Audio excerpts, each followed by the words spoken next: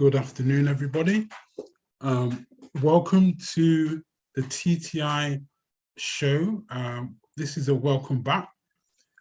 We've been on holiday, but we're glad to be here and we're glad to be with you. And we believe we've got a really good program for you today. We'd just like to say hi to the YouTube listeners, viewers. Again, welcome back. My name's Edgar Wallace. I am your host today. And my co-host is... Good afternoon, everyone. My name is Charlene, and welcome back. We missed you all. Yeah. Nice to see you, Charlene. Are you well?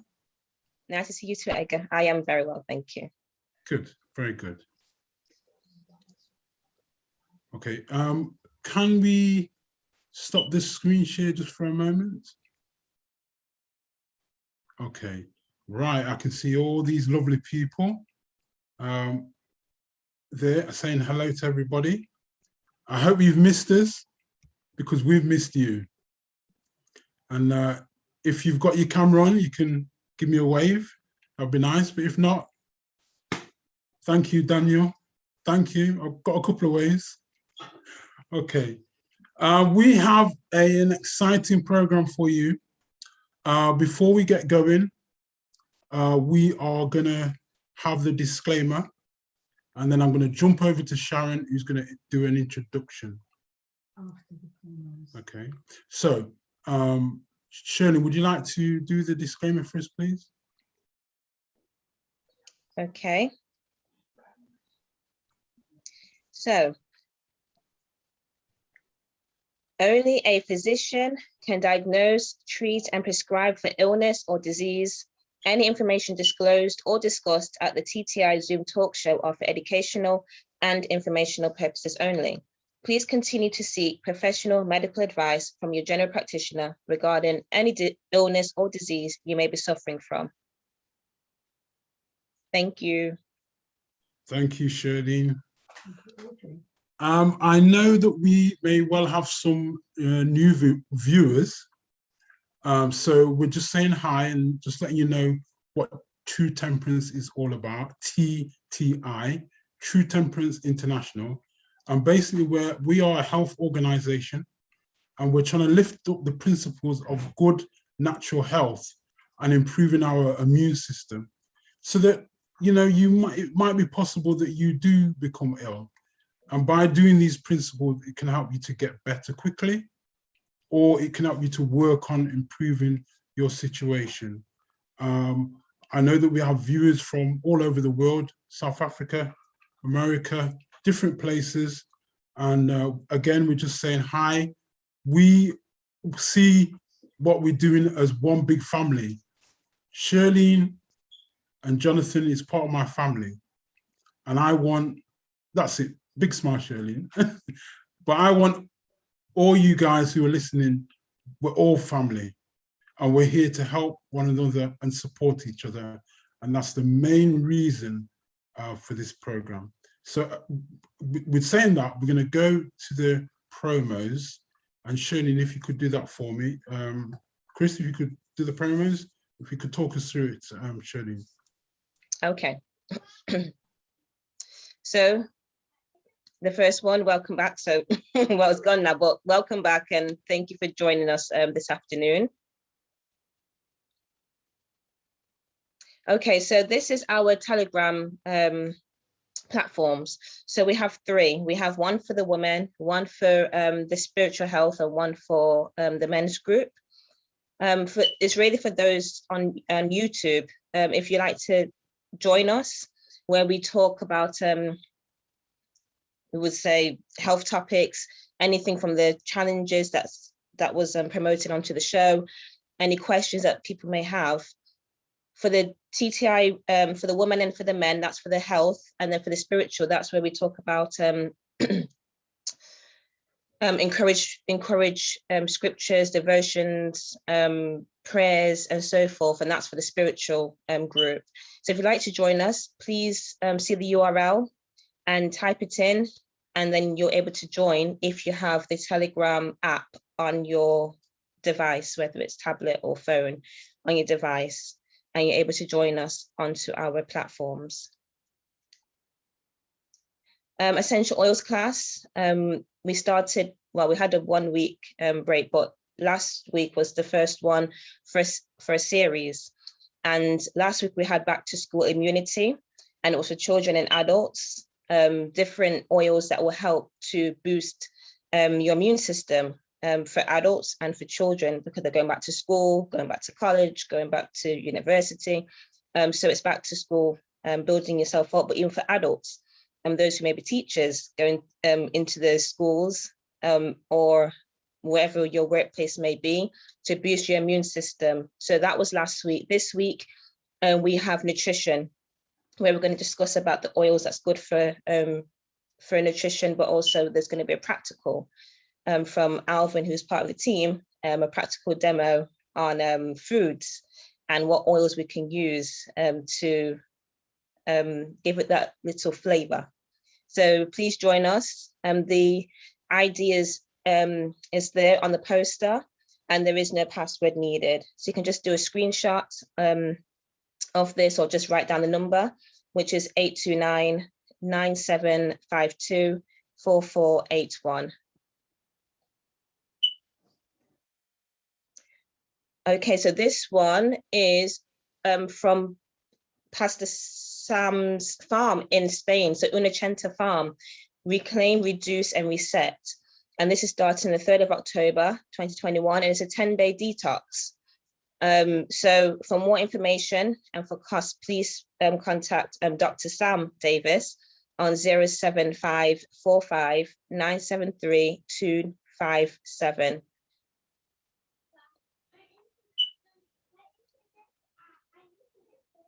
And then this one is with Manor House, with Lucille and Arthur. And this one is Restore to Health, the 10-day residential. This will be the last one for the year, and between the 19th to the 29th of September. So the topic, boost your health and prepare for winter. So boost it and prepare for when the winter period comes. So this is with Manor House, and you can contact Joan on 079 4907 2676 for more information, or you can go to or you can email them at info@manorhousehealth.co.uk. And thank you everyone for your support, whether it's words of encouragement, whether it's prayers, whether it's financial support. We just thank you, or even sharing our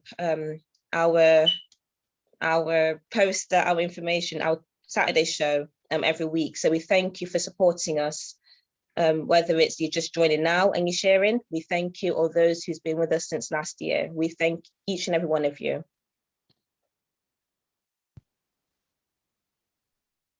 Right. So now it's time to review our summer challenges that were set when we broke up in July. So now we're going to review. So those who may have done the challenges, which was the okra punch, a nice salad, drinking more water, going to bed on time, the pomegranate juice, and did I say exercise? And exercise. Oh, and social media. That was another one, for 1 week of no social media. So this is over to you all of the challenges, whether you've managed to do them, whether you've done all of them or some of them. And we just want to just hear what you've done and how you've benefited from it.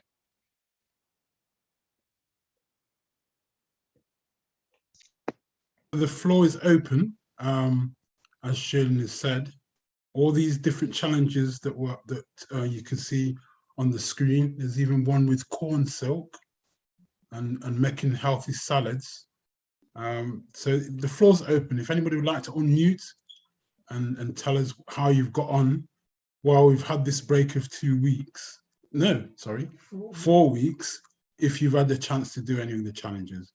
We'll just leave it open for a few minutes to see if anybody would like to respond.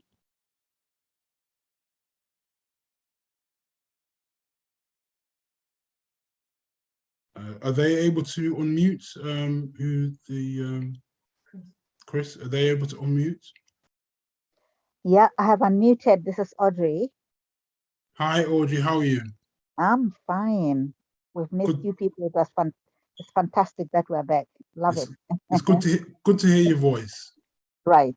Now then, I did the media challenge. Amazing. I didn't think it would be possible for me to do this, but I absolutely did it. I didn't watch television at all for a whole week. And out of the blue, my son actually said to me, "Oh, are you aware of what is happening with Afghanistan?" And I didn't know anything about it because I hadn't been watching. I was reading news, but not much was in the free newspapers that I pick up. So it was very good, and I have stopped. I also did the corn silk tea.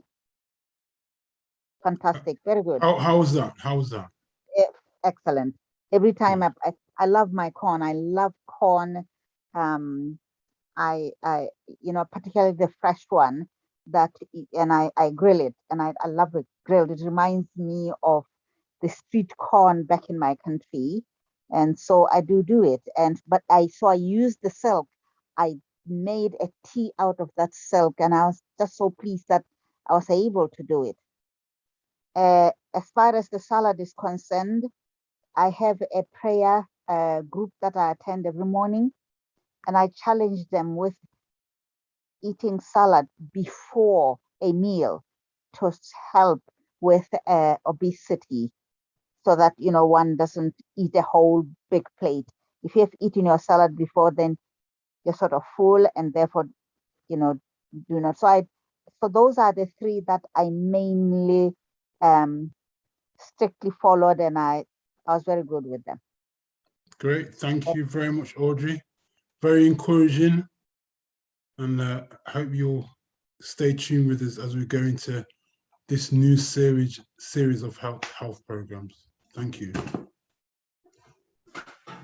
Is there anybody else who would like to unmute and give us their experience, encouragement of what they've done?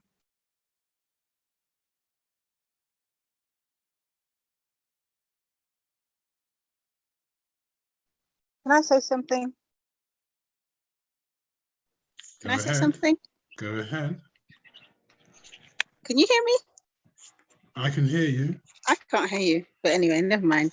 That's what matters is that you can hear me.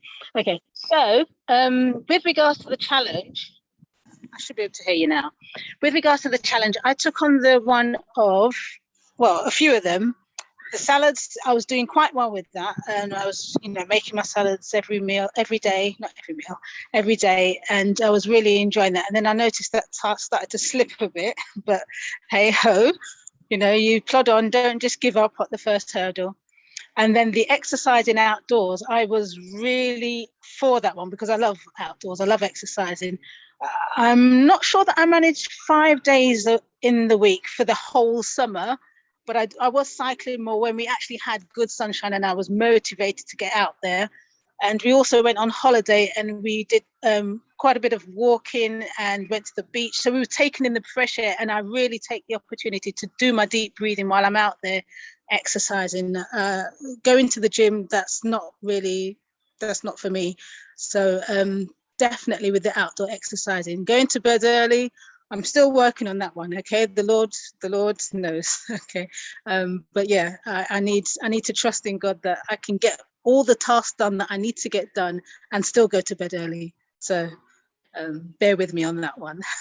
And yes, water drinking. Haven't tried the aqua punch yet. Still, yeah. I know it will taste good because you told me it will. That's it. Thank you. Is anybody else who would like to give encouraging words of their experience? Your opportunities now.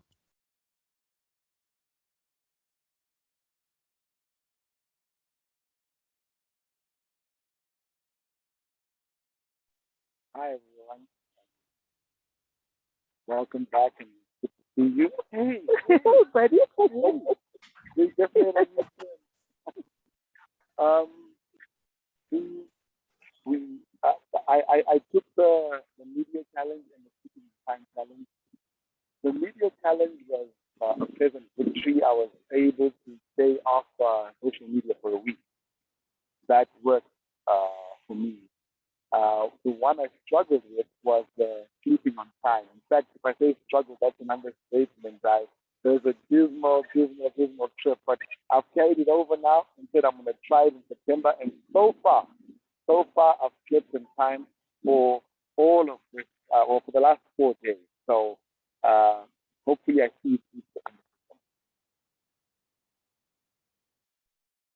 Excellent, excellent. Thank you, Q. And keep up the good work. I love to hear encouraging testimonies, and this is quite encouraging. So I don't know if there's anybody else. If there's nobody else, we're going to carry on. But I'm going to give an opportunity for one more person to say something of a testimony, encouraging of what they've done. I'll just repeat again, you know, the different challenges. There's sleep, there's exercise, there's a lovely pomegranate juice that I made. You know, has anybody had the opportunity to squeeze some and try that? Fresh air, the water challenge, you know, drinking plenty of water. Some people struggle. Sometimes they'll drink a few glasses and say, you know what, I can't drink no more water. I can't be doing with going to the toilet every minute. You know what I mean? So they don't drink water because it's inconvenient, but it's so good for the body. So we've got the corn silk as well, salads, and the okra green punch. So this is the last opportunity. If somebody would like to unmute and say they've tried something, maybe you're a little bit, what's the word, apprehensive, and you just want a little bit of encouragement to give that testimony, it's right now. And then if not, after that, we're going to move on.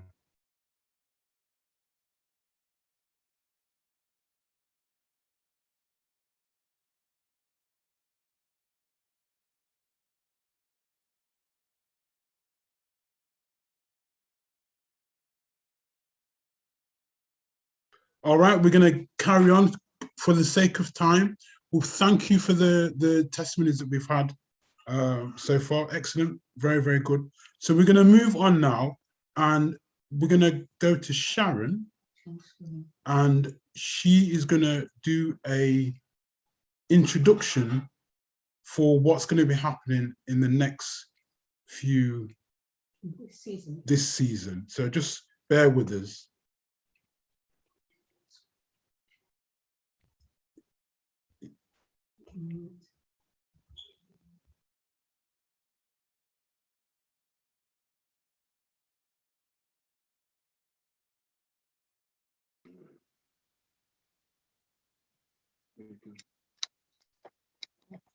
So, good afternoon.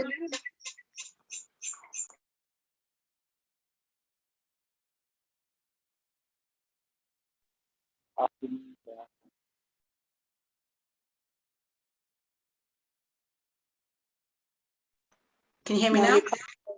Yeah.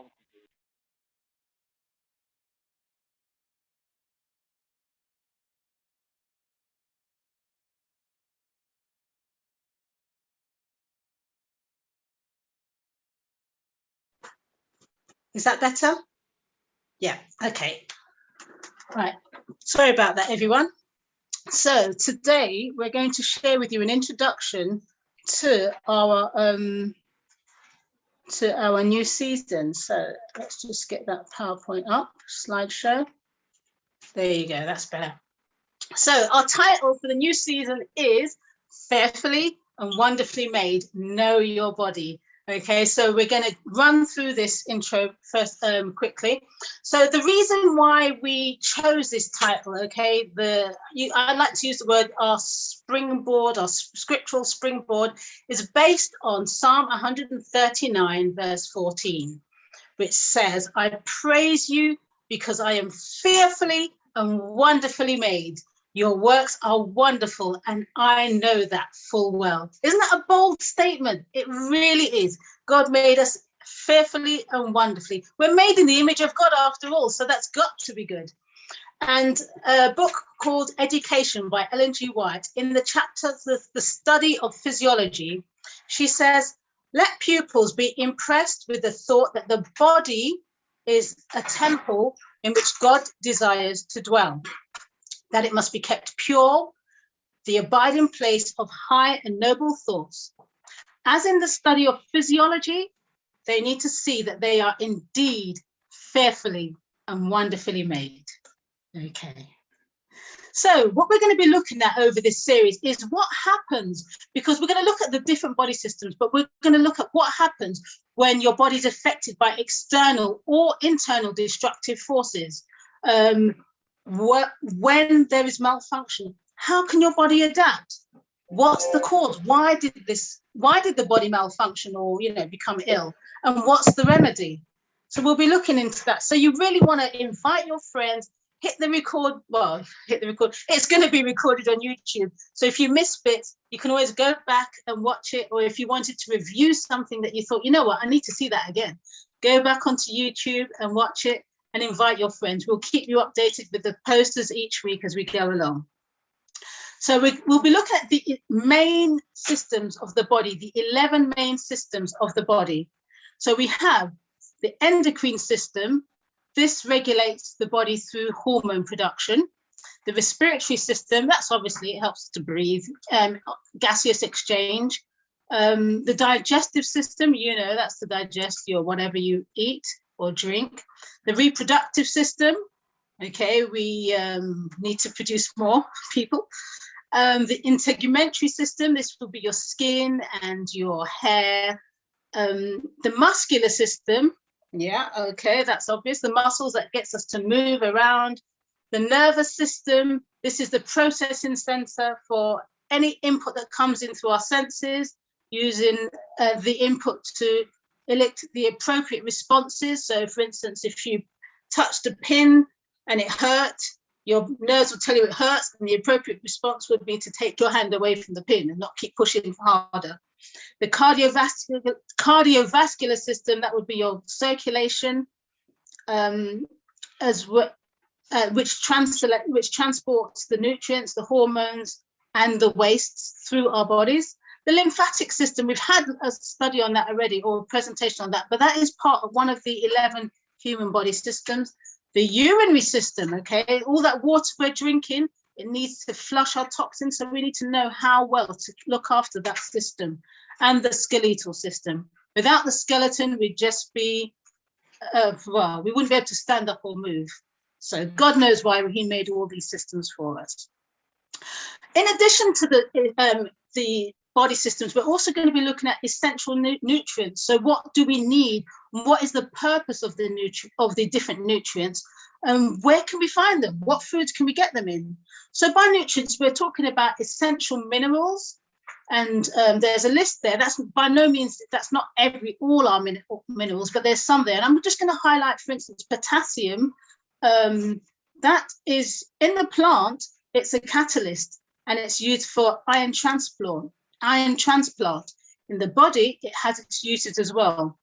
Calcium is used in the plant to help with a strong, healthy cell wall.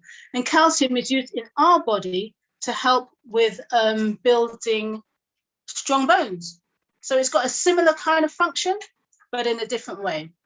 And iron, I'm going to highlight that one as well. That's used in the synthesis of chlorophyll, which is what goes around. It's like the bloodstream of the plant. But amazingly enough, we also have that needed in our bodies as well for our blood.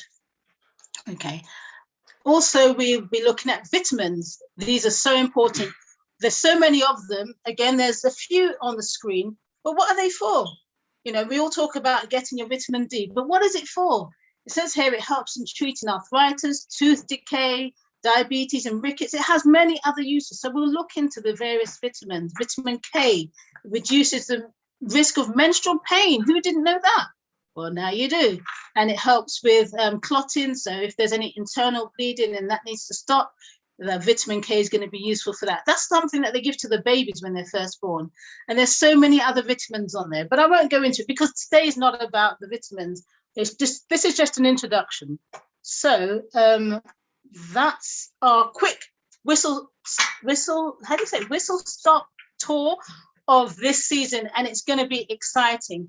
And next week we have the digestive system, but today we're just going to, a few of the members, we're just going to give you different analogies and look at a few, just a snapshot, a snippet of the various systems in the body.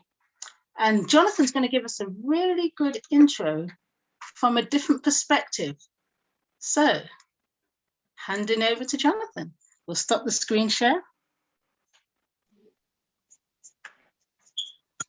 So good evening, everybody, and thank you guys for joining us back for the new season. And we are really excited to be of service to you and to help you in this new season. And as Sharon said, our new season is fearfully and wonderfully made. But I would like to look at it this way, that together we would like to make a building this season. And I want everyone to build with us. And we want to build a beautiful you. And we'd like to build our building. We know that any building, the foundation is very important. It's very important to have a good foundation. So we will want to look at the foundation. But some may be saying, well, I didn't have the best start in life with my health, didn't have strong constitution. But there's also something else that we do in construction, and that's called underpinning. So if there's something wrong with your foundation, we can come back later on and try and underpin that foundation. So we want to build a good building. It's important for us to have a good foundation for this building. If you, depending on the bricks or the material you're going to use to construct your building, you will need a good foundation. Also, in your building, you'd want to make sure you have the best material to build your building. Again, the foundation is very important, whether or not it can carry it. Now, just think about it. All of us, I believe, on the platform, we do live in houses, and it's not everything we'll bring in our house. We will be very careful of the things that we bring in our house. So it is with our bodies. We want to be careful the things that we put in our bodies and the thing that we build our houses with. And so, don't take it. And so as we build this season, you think about the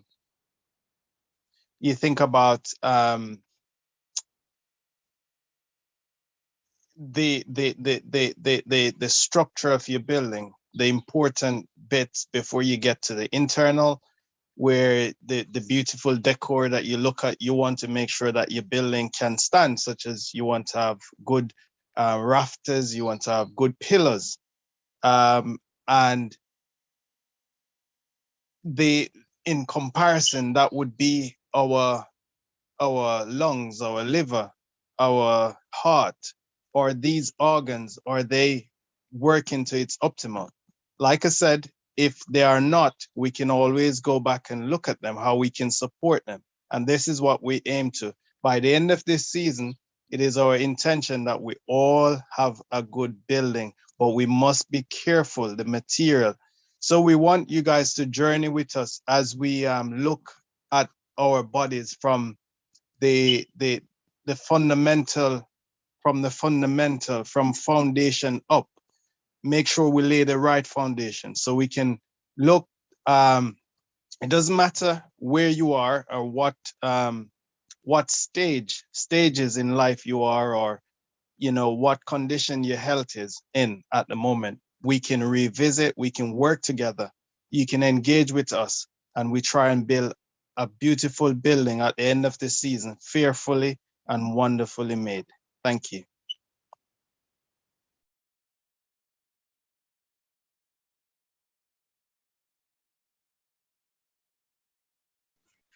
Thank you, Jonathan, for that.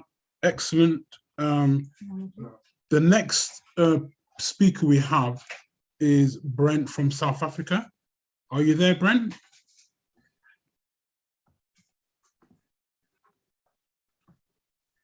Yes, good afternoon. Good afternoon. How are you doing? Yeah, very well. Thanks for just trying to cope with a bit of a power outage here. As you can see, it's a little bit dark. Yeah. And running on battery, but we're all well otherwise. So thank you, everybody. What's the weather out there like at the moment? We can see there from Q at the moment, he's up in Johannesburg, and I'm down on the coast. So we're about 10 hours away, but today it's quite nice. It's about 21 degrees. The sun's out, as you can see in the background. Yeah, there's a bit of sun still, but we're at 4:30 now, and the sun sets at about 6. So, but yeah, we're coming out of winter now, and it was the first day of spring on the 1st of this month. So we've just got into spring now, and yeah, so it's going to be warming up quite nicely for those things. Okay. So it's warming up for you, and it's going to get cold for us. But never mind. Totally the opposite there. Never mind. Opposite, yeah, unfortunately. Okay, so if you can with your presentation, it's all yours. Okay. Yeah, thank you. Let me just share with you. Can you see that your side? Yes. Brilliant. Okay, so good afternoon, everybody. My name is Brent Hart. As a member of True Temperance International, I'll be covering the brain today on the back of Fearfully and Wonderfully Made.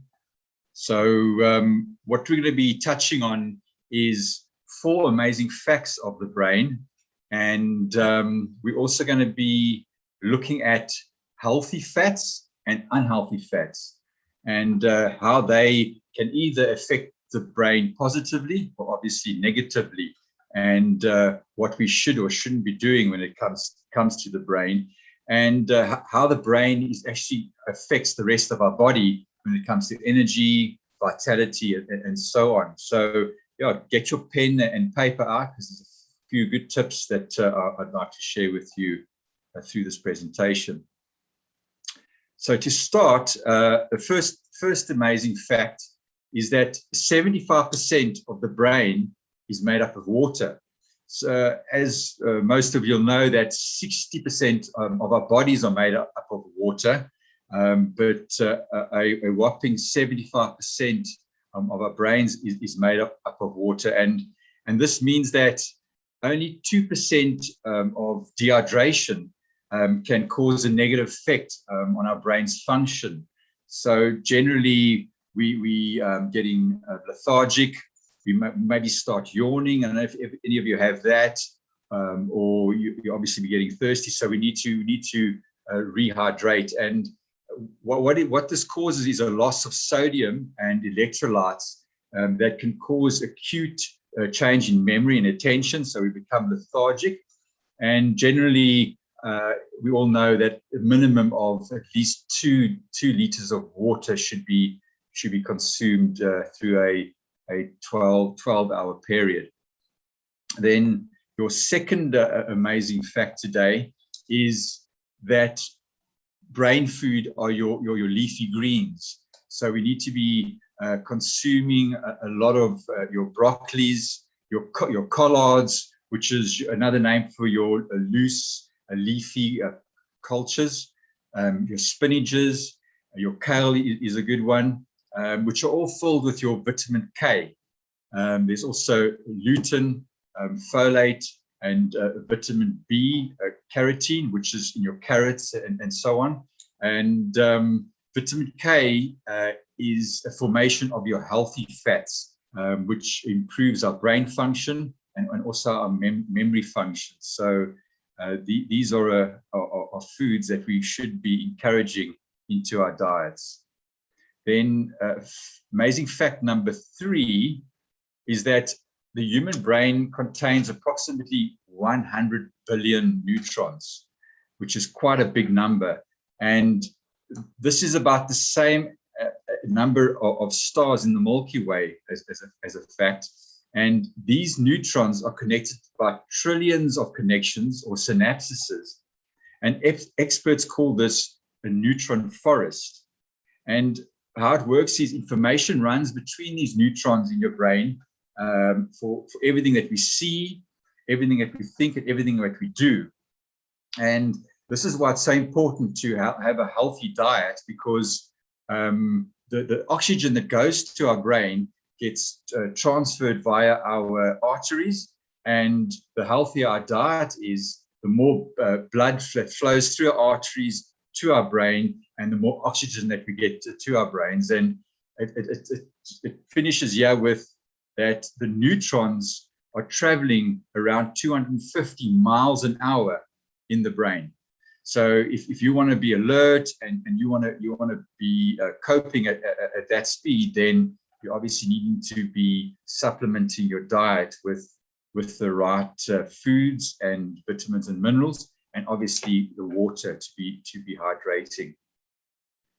Then moving on to amazing fact number 4, about 20% of the body's blood goes through the brain. Okay, and the worst thing is to become anemic, which is a condition which is a lack of healthy red blood cells that carry the adequate oxygen through your body's tissues that end up in the brain at the end of the day.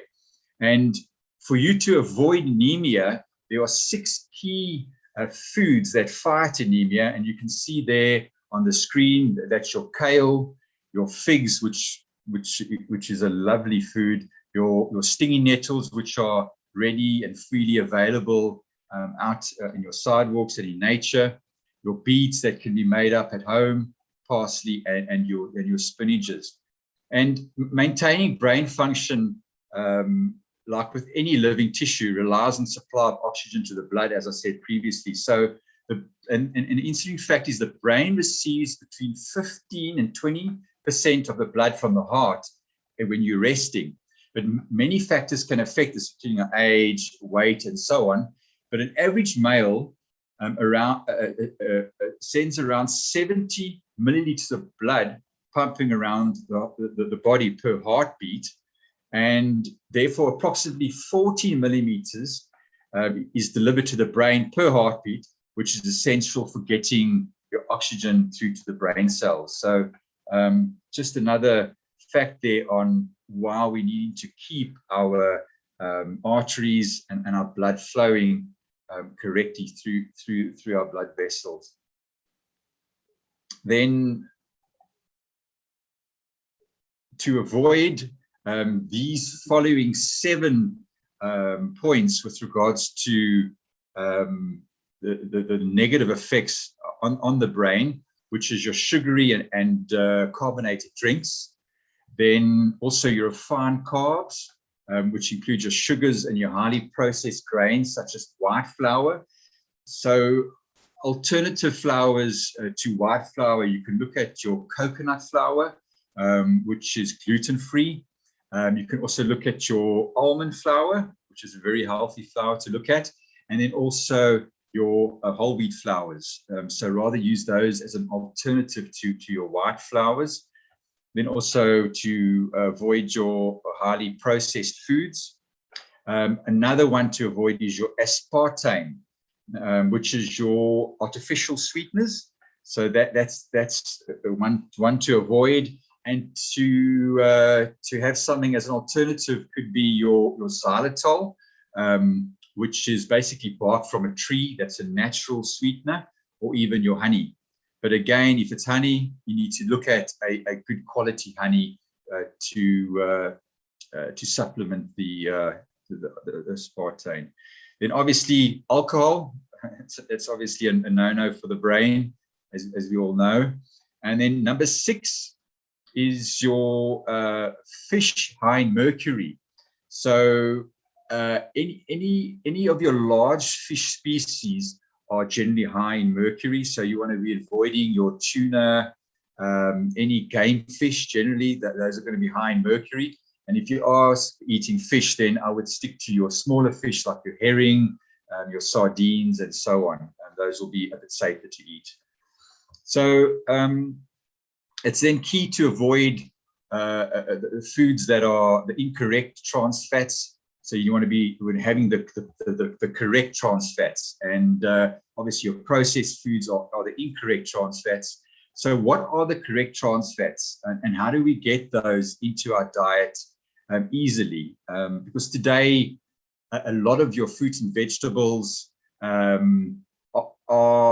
actually spoiled due to over-cultivated lands, due to there not being enough sustenance in the soil. So what we can do, just to go over, trans fats are very important for proper brain function. So this is key to get the correct trans fats, but it needs to be of the right kind. So the wrong trans fats, which form unsaturated fats, are associated with a number of negative health effects. And artificial trans fats is created during hydrogenization, which converts liquid vegetable oil into semi-solid, partially hydrogenated oil. So hence why cooking with oils is so dangerous. And interestingly enough, another fact is that trans fats can also be found naturally in meat and in dairy, which is something that you also need to be mindful of. And we need to then get enough omega-3 fatty acids into our diet. And these are essential building blocks of the brain, and therefore important for learning and for memory function. So we obviously then need to avoid the processed foods, but what do we do? How do we get in these natural or the correct fatty acids? And we just look at Genesis 2:19, which speaks about seeds. And in Genesis 2:19 it says, "And God said, Behold, I give you every herb bearing seed which is upon the face of the earth, and every tree which is fruit for the tree yielded seed, to you it shall be meat," or in other words, food. So what seeds are these? And what we can look at is something called SLAPs. Now SLAPs is abbreviated S for sunflower seeds, L for linseeds, A for almonds, P for pumpkin seeds, and S for sesame seeds. So these seeds and this nut, this almond nut, how do we get the SLAPs into our bodies? Because in their raw form, they're difficult to ingest. One wonderful thing that God has given us, though, is you can keep these seeds in a jar in their natural form for years on end, but they're difficult to ingest. So what you can do is you can take 2 tablespoons of the SLAPs, put that into a coffee grinder, grind that up in the coffee grinder, but then it only lasts for about 7 days in the fridge. But once it's in the fridge and once it's ground up, the oils have ignited, and that's your natural goodness that then gets exposed from the nuts and the seeds. So what I'd like to now cover is the actual nutrients that the SLAPs can give you and the benefits. So if we look at first the sunflower seeds are high in protein and rich in the healthy fats that we are needing, as well as antioxidants, and can lower the risk of developing serious conditions.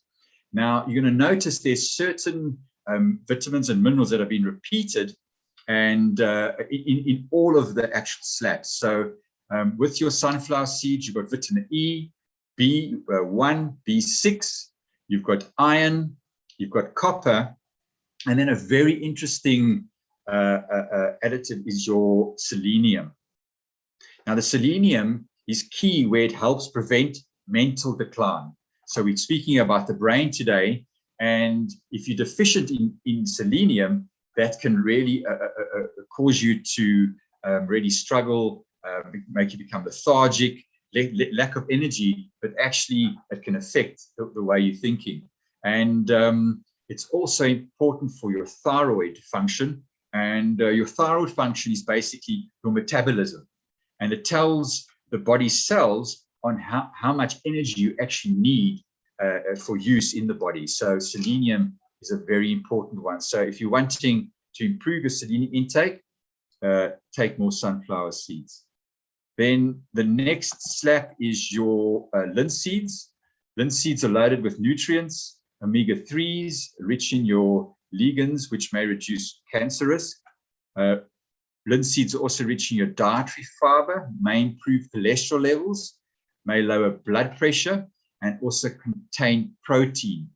You'll notice out of these various benefits, protein, blood sugar levels, blood pressure levels, and fiber will actually come up in all of them, but there are other benefits in the other slaps that you'll see now that stand out that are different.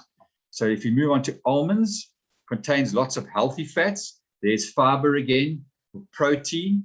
Additional one is your magnesium, which assists with when you sleep at night, vitamin E. And health benefits of almonds also include lower blood pressure levels, reduced blood pressure, and lower cholesterol levels. They can also reduce hunger and promote weight loss. So I'm sure the ladies would like that, and also obviously some of the men. Then also benefits of pumpkin seeds, full of valuable nutrients, high in antioxidants, risk to reduce certain cancers, improve prostate and bladder health for men, and then also very high in magnesium. Again, that's for sleep and to relax the body. May also improve heart health, lower blood sugar levels, and then high in fiber. And then moving along to the sesame seeds, also good in fiber, so that keep you regular, may lower your cholesterol and your triglycerides, a nutritious source of plant protein. So as an alternative protein supplement, may help reduce blood pressure again, but key here, help support healthy bones, also inflammation, and then a good source of your vitamin Bs. And then to end off, may aid with blood cell formation.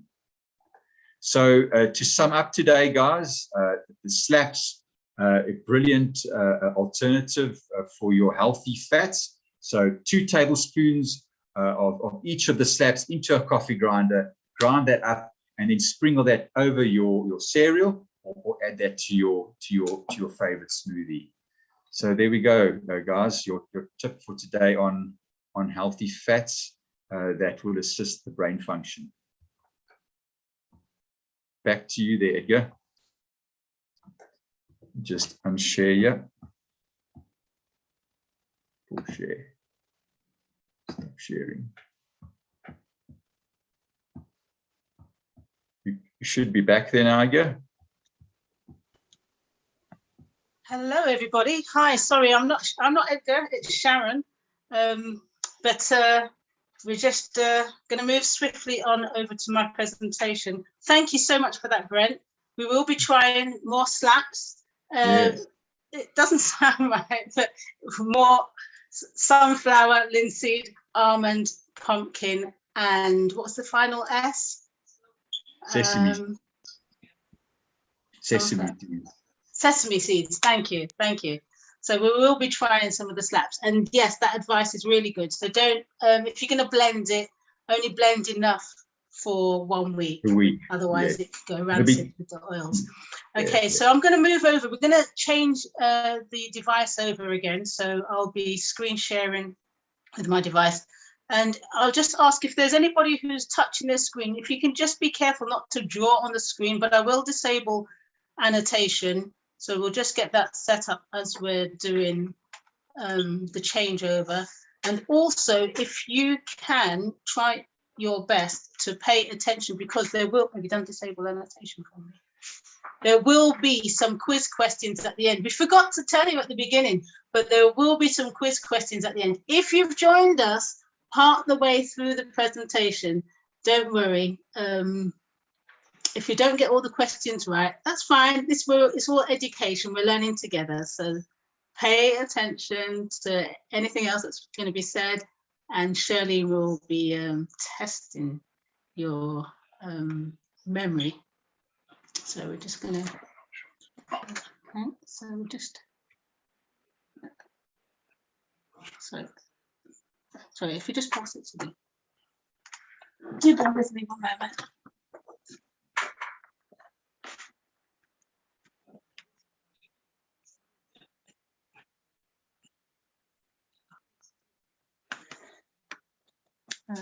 It's just a new laptop, so okay.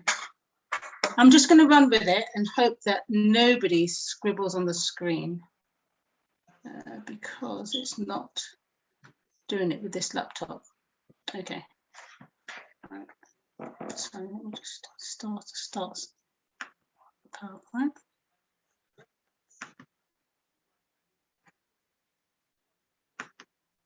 Screen share.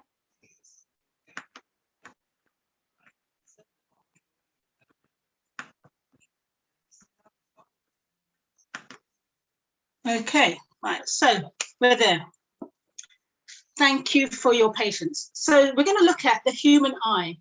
This is one, with the senses, we looked at the nervous system, the different systems. We looked at the nervous system, and that included how the senses work throughout the body. You know, your senses of vision, hearing, tasting, touching, and smelling.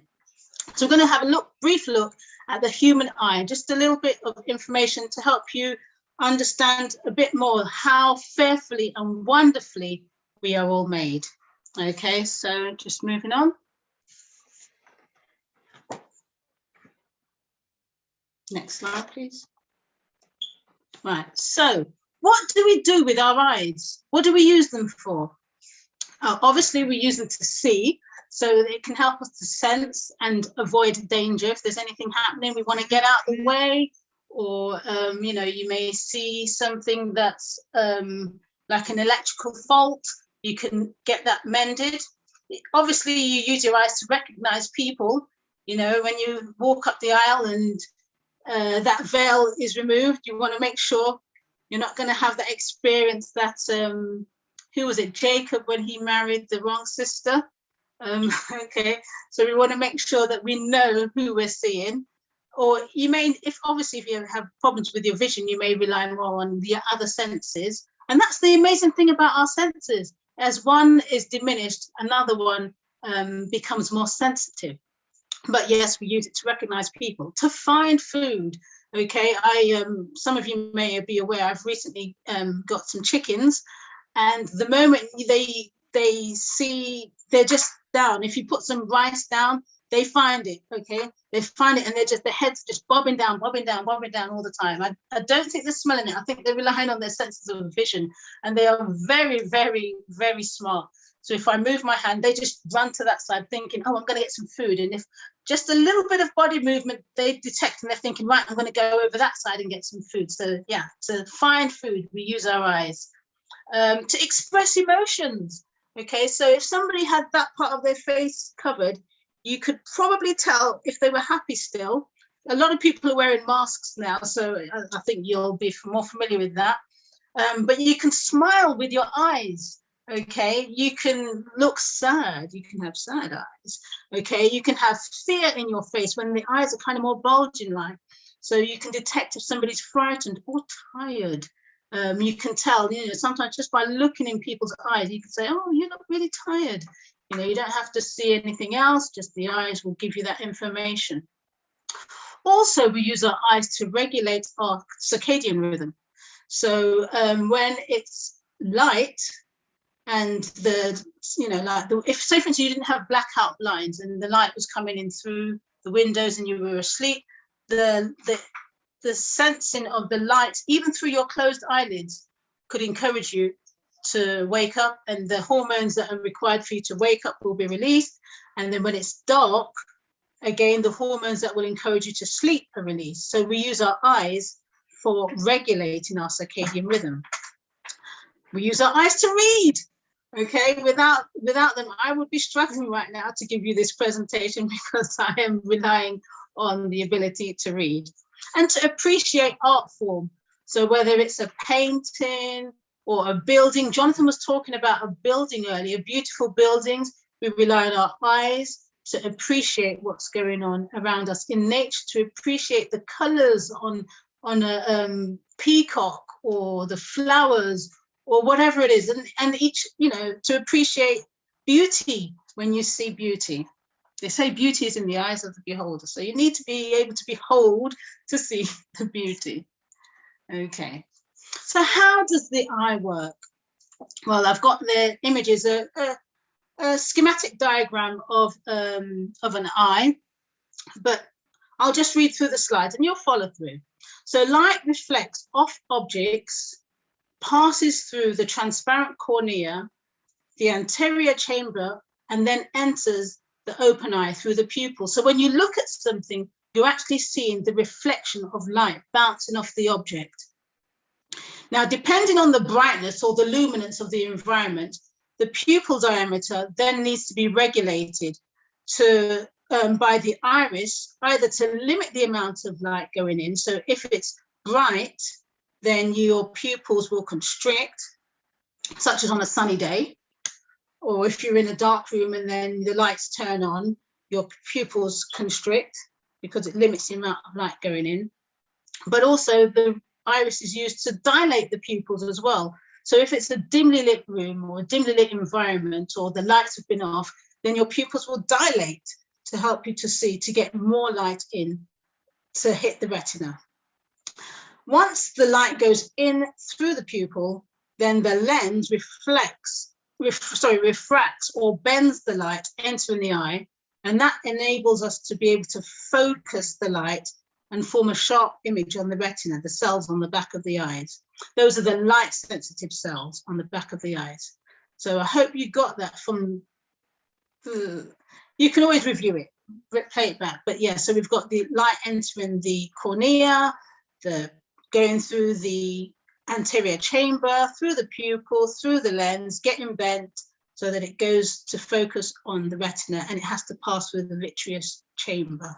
So there's lots of areas there where if there's issues with how the eye, these things are working, your vision is going to be affected.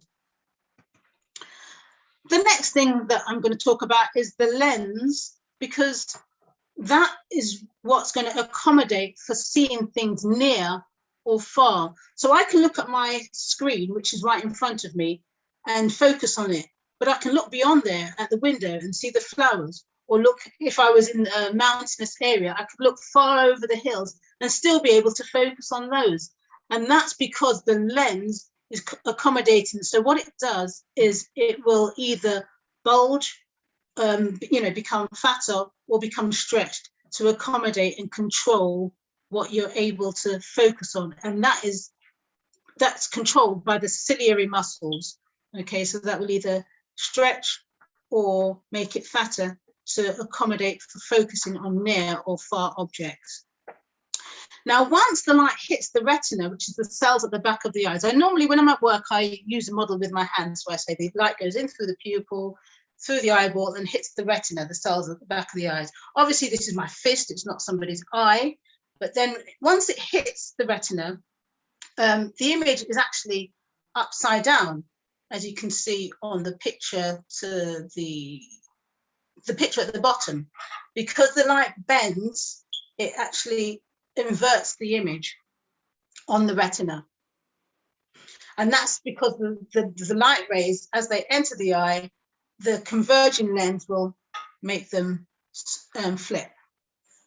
Now on the retina, you've got two types of nerve cells that are sensitive to light. You've got rods. You may have heard of these. I mean, for some of you, this may be like you're just going back to your biology class. For others, you're thinking, oh, I didn't realize that. Or I heard about it, but I didn't know what they meant. So you've got your rods and your cones.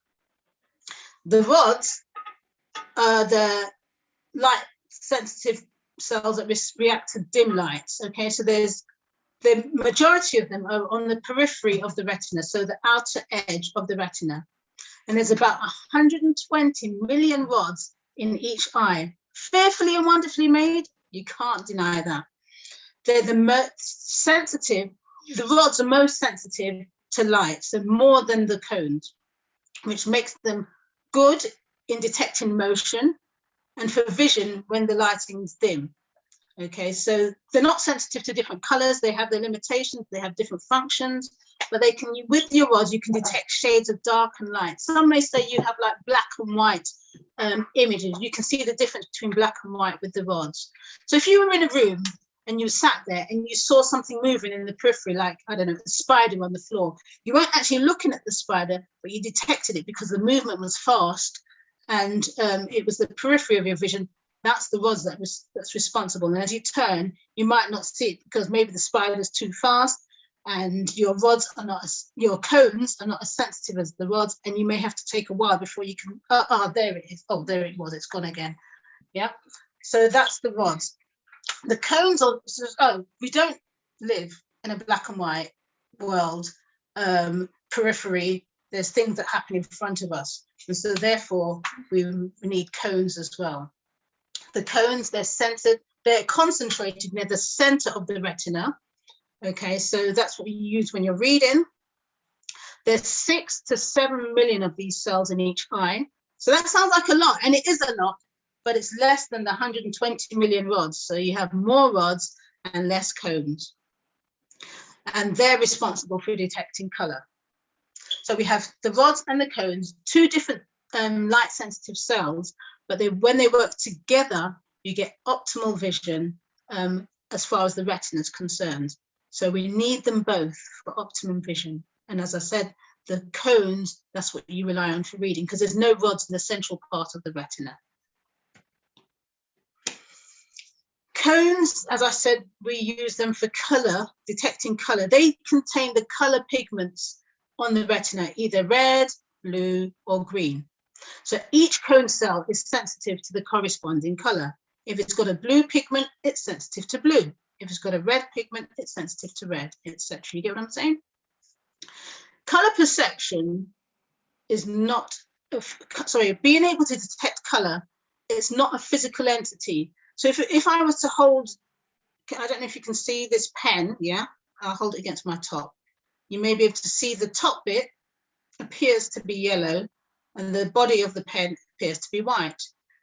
Now, there's nothing in this pen, in the ingredients, that is yellow ingredients or white, but it's how you perceive it. When the light bounces off the object and hits the eye and hits the retina, that's when you're perceiving yellow or white or blue or red.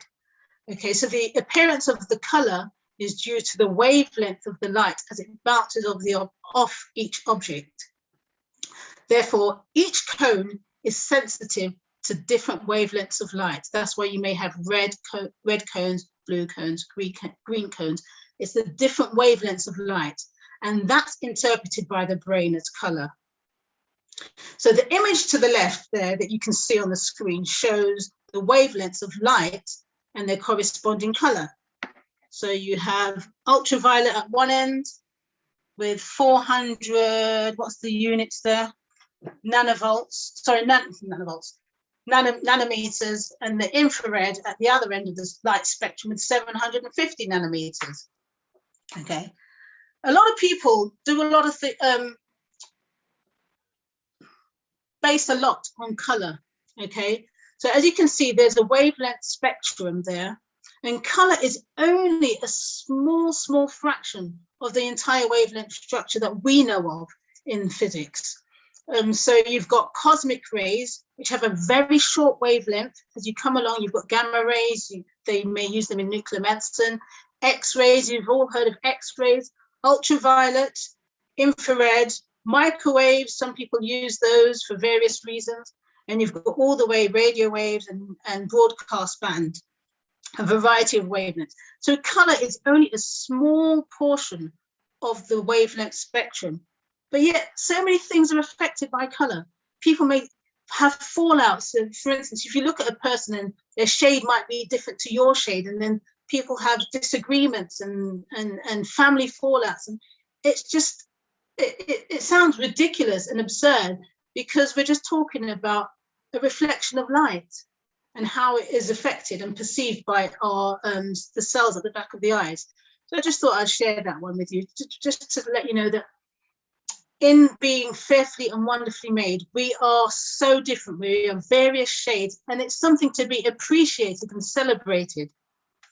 not argued over. Right, going back to the eye now. So once the light rays produce an image on the retina, chemical reactions occur at the rods and the cones, which transmits the electrical impulses to the optic nerve. So you get electrical impulses on the retina, and that goes along the optic nerve. As you can see on the image, it's the little bit circled in a dotted circle, the image beneath the writing there. You can see there's the optic nerve at the back of the eye. And that image on there through the electrical impulses is sent to the part of the brain called the primary visual cortex, which is responsible for interpreting what you see. That's where the image is flipped the right side up. So we don't see the world upside down because the primary visual cortex then flips the image the correct way up and you see things the right way. Otherwise, yeah, we'd have to adapt, we'd have to adjust, but things would be different.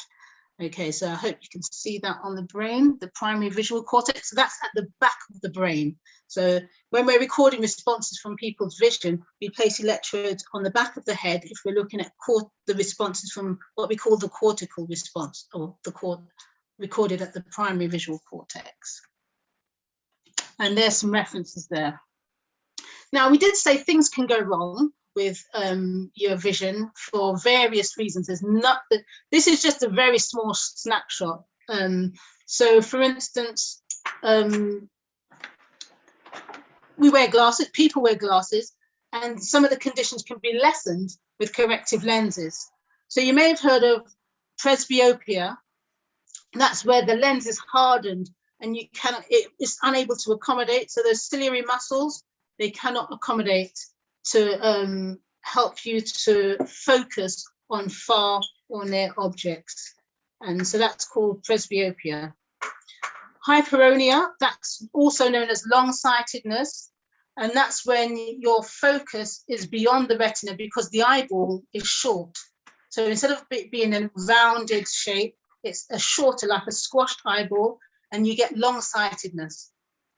Myopia, that also known as short-sightedness, that's when the focus lands in front of the retina. So it doesn't actually reach the focal length, doesn't actually reach the retina. And then by the time the light gets to the retina, it's spread out again. And that's because the eyeball's too long. So it's not the optimal size. So when the eyeball's too long, you get myopia. When it's short, when the eyeball's shorter, you get long-sightedness. And many of you may have heard of astigmatism. And that's because the cornea, so that's as the light enters the front of the eye, the cornea may be irregular shaped, and that results in a variety of focal lengths, not just one focal length. You may have multiple. Whereas all these four conditions can be corrected for with corrective lenses. So glasses are amazing, they help. I can see some of you are wearing them. Some of us need to wear them as we're getting older. It could well be that the lenses are getting harder and unable to accommodate, but there's such a big science in visual defects, visual health. I just love it. There's many other conditions as well. I've just put a few on there. Cataracts, where the cornea could become cloudy, glaucoma, where the pressure in the eyes build up, macular degeneration, as some people have age-related macular degeneration as they get older, things become more blurry. A squint, if the muscles are not moving the eyes together, and one could be stronger than the other, and it looks like somebody's looking at you, but you can't tell because the eyes aren't moving together, and they may even get a bit of double vision. I've put toxic retinopathy on there because a lot of people don't realize that they know that smoking is bad for your lungs or drinking could be bad for your liver, but how many of people realize that smoking and drinking can actually affect your vision as well? So the toxins that build up can cause blindness. So we really do need to be careful about what we put into our bodies because we are fearfully and wonderfully made. And as one of the earlier quotes that I read said, we need to treat our bodies as temples because that's what they are. My final slide for this bit is inspired by Psalm 17 verse 8, which says, "Keep me as the apple of your eye, hide me in the shadow of your wings. Now, what is the apple of the eye? What is that? It's considered to be somebody, if somebody is the apple of your eye, you know, my daughter is, the father may say about his daughter, my daughter's the apple of my eye, or about his wife. You know, it's somebody who's cherished, somebody that you treasure. And that's considered to be the pupil, the central part of the eye. But how could you see without a pupil? Light wouldn't be able to enter your eye. It would be a very dark world. Okay, so our eyes are cherished and treasured, and they work amazingly together when they work well, because we are fearfully and wonderfully made. I will stop the share there. Thank you for not writing on the screen. I really appreciate that, because I was unable to do screen disable annotation. And at this point, I'm going to hand over to Charlene. Hello, We will take Sharon. your questions if you do have questions at the end, or you may have written some in the chat. I've not been checking them, but we will take your questions. But over to Charlene. Thank you, Sharon. Thank you, Brent, as well, for your presentations on what you find most interesting when it comes to the human body. So it's going to be a very quick poll. I didn't want to drain you all. So there's only 8 questions. So I'm going to launch this poll, and then afterwards we're going to have the questions, any questions that you may have. So I'm going to just launch this poll. So can everyone see it?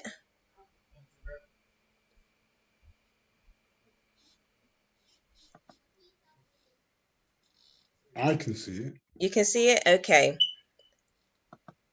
So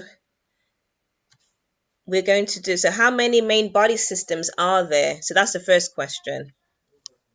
How many main body systems are there? Is it 8, 11, 12, or 16? But I'm not sure if everyone else can see it, or if they're able to do it.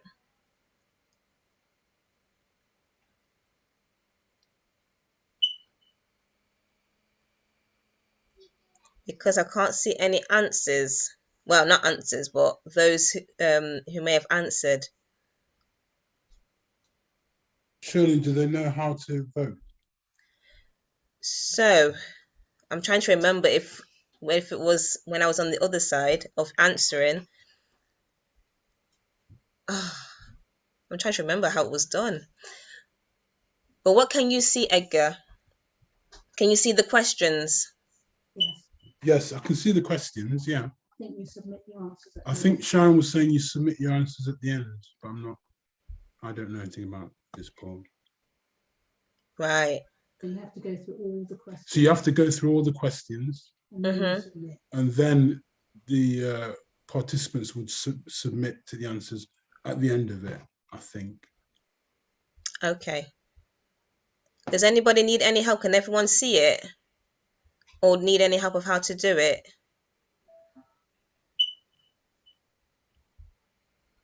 So she won't see the I'm not sure if they're able to unmute as well. Yeah, they can.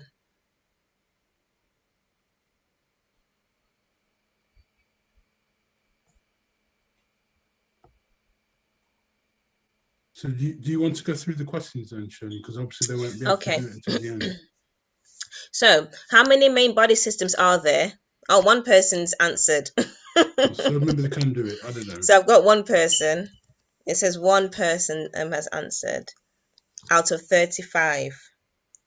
So I'm not sure if everybody else is able to do it, but I do see a few people now, I think.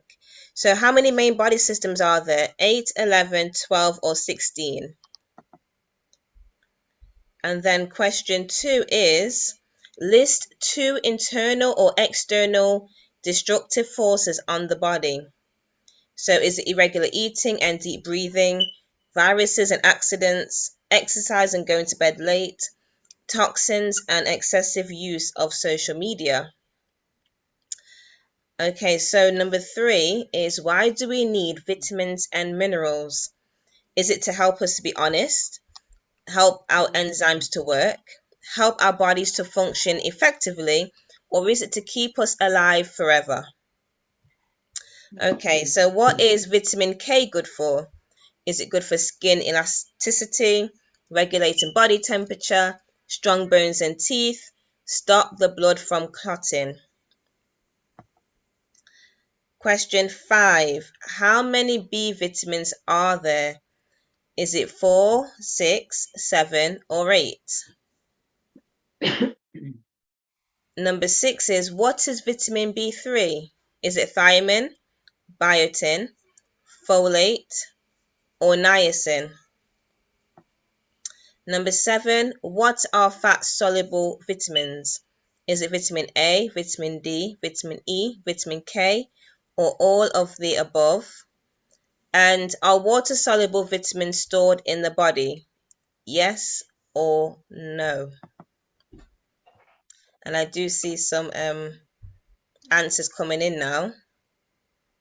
So I will give it maybe another minute or so for everyone to answer. Shirley, Yes, Edgar? why are you making these questions so hard? Are they hard? It's hard for me. Well, it's not just my questions. It's not just my questions, Edgar. I can't do it, unfortunately.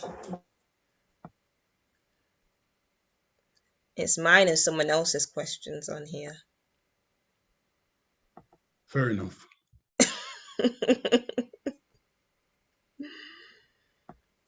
So I'm going to give one more minute, and then we will go through the answers.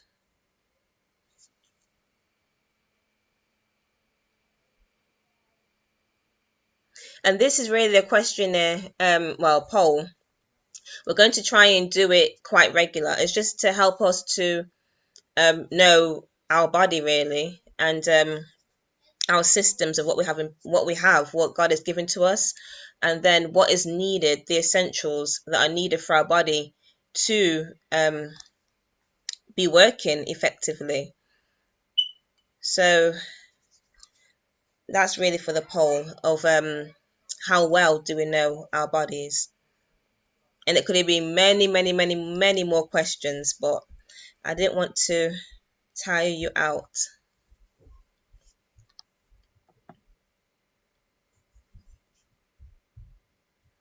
Okay, so I am going to go through the answers. So how many main body systems are there? The answer is, I think it's out of 9, I think it is, out of 9 people who answered. So the answer is 11. So there are 11 main body systems. So 56, so 5 out of 9 has said it. So list 2 internal or external destructive forces on the body. Now, with this question, you probably could say this was actually a hard question, to be honest, because irregular eating can be a destructive force on the body. It could be lack of exercise, going to bed late. But the 2 that we thought of was viruses and accidents, and then toxins and excessive use of social media. For that question, for number 2. Number 3, why do we need vitamins and minerals? Definitely not to help us to be honest, but to help our enzymes to work, yes, and to help our bodies to function effectively. What is vitamin K good for? Stop blood from clotting. So that will be for vitamin K. That's one of them, of what vitamin K is good for. How many B vitamins are there? There are 8. There are 8 B vitamins altogether. And vitamin B3, it is niacin. That's what it is, niacin. And what are fat-soluble vitamins? And it's all of them, all of the above. So it's A, D, E, and K. And are water-soluble vitamins stored in the body? The main majority said yes, but it is no. They are not stored in the body. So we actually need to take in foods that are water soluble, such as our fruits, that are water soluble, because our body does not store this in our system. So we thank you for those who have taken part into the for the poll, and I'm going to end it. So we thank you for taking part. Oh, actually, you can all see it as well, the results there of what I just said. So we do thank you all for taking part. And this will be, next week will be step 1. Well, you can say today, but next week will be step 1 into Fearfully and Wonderfully Made with the digestive system. So Edgar? Yes, I'm here. We can take questions and answers if there is any Yes, questions and we can take answers some for us. questions. If you have a question on the 3 presentations that were made, Brent, which was the brain. What was Jonathan's? Analogy, construction site. Construction. Yeah, how it relates to the body. I'll say construction of the body. Yeah, construction. Not the house. Yeah. And Sharon's was the eyes. And I think when you look at even the 3 different things and take into consideration the poll, you can say that the body is wonderfully and fearfully made. I was very impressed with the eye presentation and the brain presentation. Even something simple, I'm not knowledgeable, but even something simple that you can actually operate on the brain and not feel pain. How can that be? But the brain is designed in such a way that you can actually work on it and not feel any pain and not have to have anesthetic. I don't get that one, but you know, it's wonderful. So if we can make sure that people can unmute, whoever's in the background controlling what we're doing. If you have a question on the 3 presentations, I did notice in the chat somebody asked about leukemia. So I don't know if if that person wants to contact True Temperance International and have a private discussion. That's something that we can do something about that. We can't really address that right now. But if anybody has something on the 3 presentations that were made, I'm asking that the presenters be available, and you can unmute, say where you are, and ask your question. You can do that now. Maybe 10, 15 minutes if we need that. I don't know. But if you want to ask a question, you can unmute and ask a question, and we'll see what we can do with regards to answering it.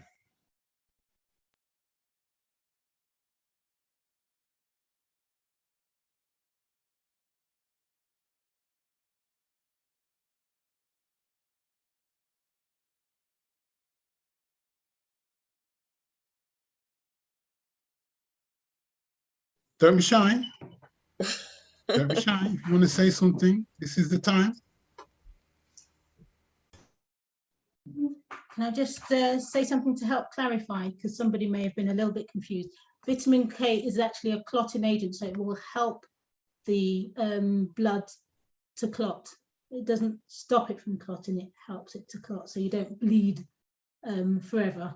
If you cut yourself, you need the vitamin K to help to stop the bleed. Thanks.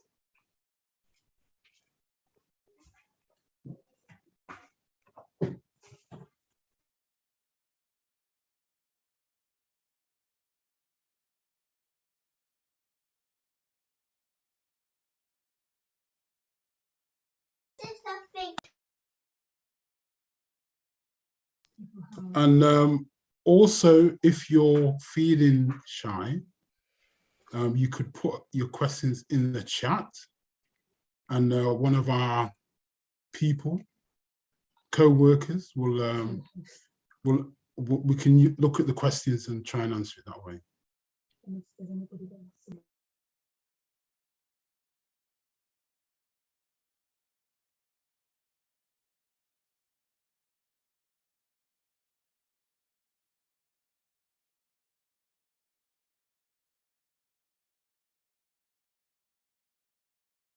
And also, I'll give anybody a chance to also, if they've got a testimony or comment on doing the challenges that we did over the summer, that you could do that also. I'll leave that with you.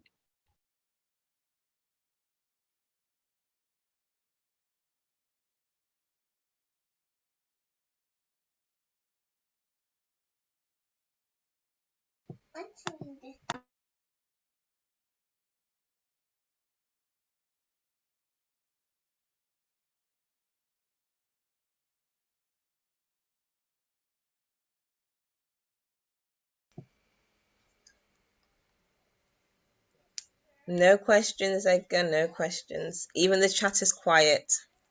Everybody must be shy. Yes. So hopefully we'll get them next week when we have the digestive system with Dr. Gandhi. Okay, that's fine. I mean, if we have no questions, we're going to carry on. No questions means that the presentations were so clear that people don't have any questions. That's my feeling, but I may be wrong. Okay, thank you very much, Audrey, for that. That's fine. I have no problems. We will move on. As Shirley was saying, next week is going to be the digestive system, and Dr. Gandhi will be our speaker for that one. We've got a range of speakers lined up, which you will find out in the near future.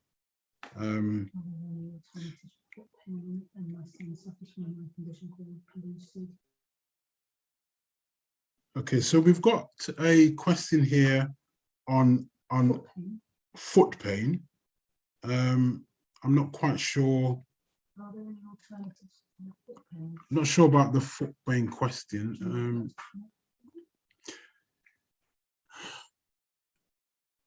You could try your general practitioner. I mean, you could speak to us differently on that one, and we'll get back to that. But the one on the eyes, which is what we were focusing on today, have you got any advice, Sharon? Let me come around to you because it's easier. Okay, I'll come to this side of the table. Do you have my son suffers from an eye condition called pellucid marginal degeneration. As I'm not an ophthalmologist, I wouldn't comment on any particular eye condition because in the work that I do, I'm involved in diagnosing, not on management. So you would have to seek advice from your from the professional that he's under, the ophthalmologist. So I can't comment on that. But thank you for the question anyway. I hope you appreciated learning a bit more about how the eye works.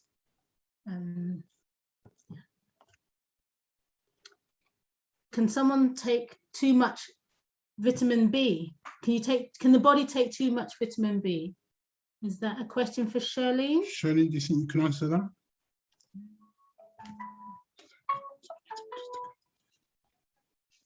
Shirley? You're muted. Sorry. Sorry, so can someone take too much vitamin B? Vitamin B. If you have it in supplements and so forth, or even the foods that you may eat, I would say no in terms of that, because they are water soluble. They are water soluble. So from the fruits and from the fruits that you eat, because our bodies don't store it, what happens is that what it will do is that if you have too much water soluble vitamins, what you'll do is urinate it, and B vitamins is one of them. So that is my understanding. Yeah. So, So no. all you would do is your wee would become more concentrated with B vitamins. So yeah.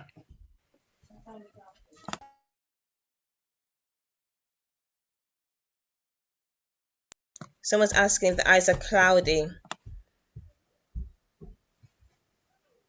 What could be the result? It could be quite a few reasons for cloudy eyes. That could even, I'm not sure who, oh, it's Aldif. I'm not sure in terms of the condition when it comes to your eyes, but even the challenge that we did, Edgar, the did we talk about it? The lemon one. Yeah, it was the lemon one. The lemon challenge, and we actually did it where we had it the 1 drop in the eye. However, Aldif, if you'd like to speak to one of us, one of the hosts or co-hosts, then we can speak with you regarding that. I know that you can also use a herb called Eye Bright. Yes. Which is very good for the eyes, but probably would be better to speak to the person directly to get a good understanding of where they are. Yes.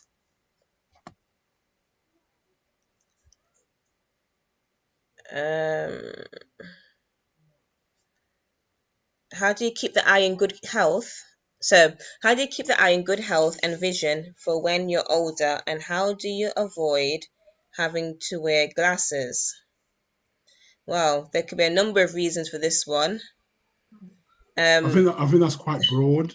Yeah, there's a number of reasons for this one. But even what, go on, Edgar.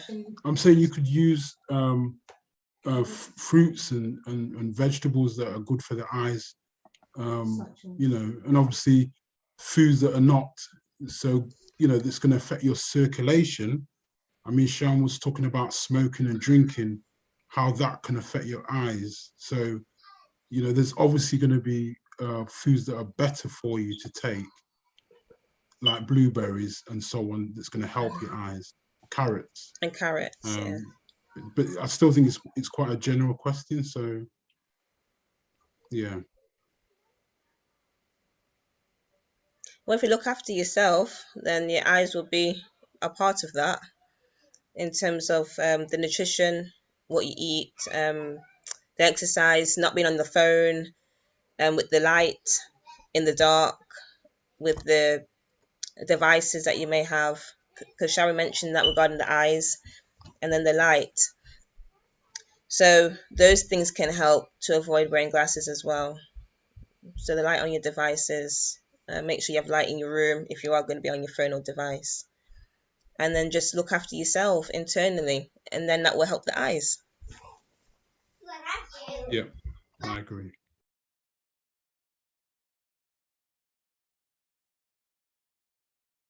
Right, I'm presuming that we've kind of, if there are any questions, we've kind of answered them, and most people are quite happy with the presentation or presentations. Go ahead, Sharon. Someone asked, what could be the reason for cloudy eyes? There could be a number of reasons. One could be cataracts, but what you'd have to do is go to see your eye doctor, or your general practitioner. If you are under a consultant or someone in the eye team in your nearest hospital, and be examined by them, and they can let you know what the situation is. So anything to do with the eyes, you do need to go to see the professionals to get a correct diagnosis. But in terms of maintaining good health, I would say go through your New Start principle, get the good sleep, so rest. I'm talking to myself now.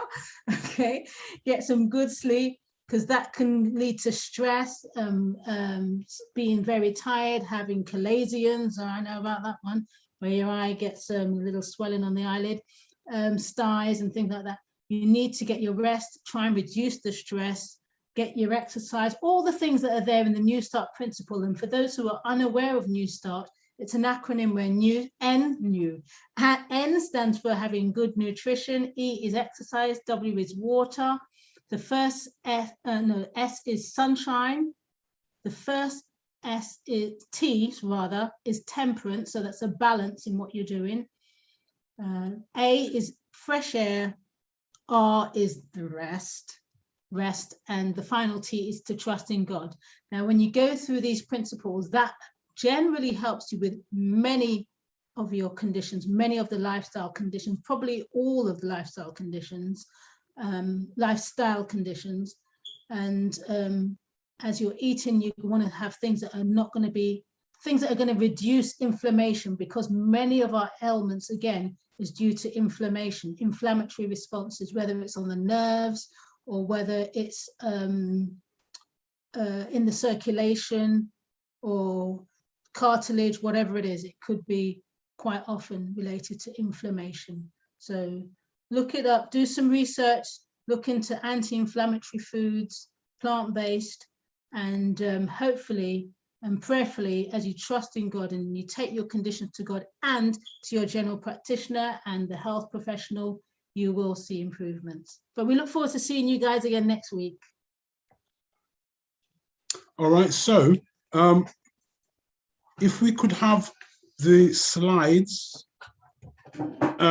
our slides on what shows we're going to be doing, if that could be put up, promo. And Shirley, if you could just talk us through that one more time.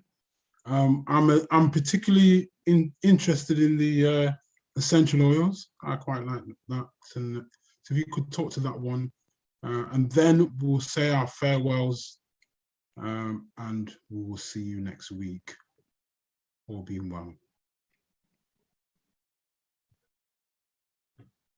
So could we have the promo slide, please?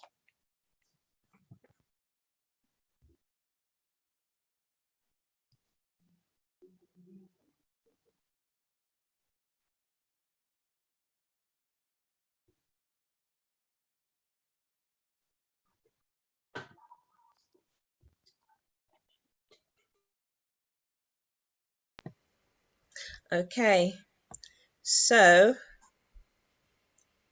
this is one of the classes that we hold in the week on a Thursday. I didn't mention that earlier, actually. So it's every Thursday at 7 o'clock. And this is the essential oil class. Last week, we had a back to school immunity for children and adults. Because the children now are going back to school, college, university, we looked at oils that will help to boost their immune system, oils that they can use to, well, what's happening now with the viruses and threats that's around, oils that can help to give them that extra boost, and to also other oils that can help them when it comes to studying, when it comes to tummy aches, when it comes to sleepless nights. There are oils for the children for that as well. And we also looked at for adults for boosting their immunity, because some people are going back to work now, teachers that's going back to the schools. So we looked at oils that can help. So next week we will be looking at nutrition. So basically we'll be looking at New Start. So we're looking at nutrition, oils for nutrition, oils for that's good for when you're exercising, for your water, for sunshine, for temperance, air, rest, and trust. So we're looking at different oils that can help for each one of these acronyms for New Start. So next week we'll be looking at nutrition. This one is Unachenta Farm, Dr. Sam Davis, and he's doing a 10-day detox starting 3rd of October. His is Reclaim, Reduce, and Reset. So detox, we had a presentation, you can find it on our YouTube channel regarding detox from Louise Reed, and how important it is to detox our system and to restart. So that is from Dr. Sam Davis, and his number is 07545 973 257 for more information. Shirley, can I just jump in just to say that Unachenta, you haven't said where Unachenta is. Oh, sorry, it's in Spain. Right, that's good. It's in Spain. But I think this will be online, isn't it, Edgar? I don't know. Will it be? I think so. I think this is going to be online. He does it Okay. online. So, but please contact Dr. Sam Davis. But I think Okay. this will be online where he guides you. This one is with Manor House. It's called Restore to Health. Boost your health and prepare for winter. And this is with Manor House, which is Stoke-on-Trent, and with Lucille and Arthur and other medical missionaries. That's part of the team. And this is the last program of the year, 19th to the 29th of September. And I know it does book up very fast, so please contact them for more information on their email address, info@manorhousehealth.co.uk, or you can contact Joan on 07949072676. If you can mention also that you know that you got the information from TTI, just let them know that Oh yes. that you know that you was encouraged to go buy advert from TTI. That would be good. Yes, thank you, Edgar. And again, Jump in. thank you all for your support. We thank you for your financial support, your prayers, your sharing our links with your friends and family, through your words of encouragement. So we do thank you all for your support throughout the year, keeping us going, and to just be there and just be a part of the TTI family. So we thank you once again.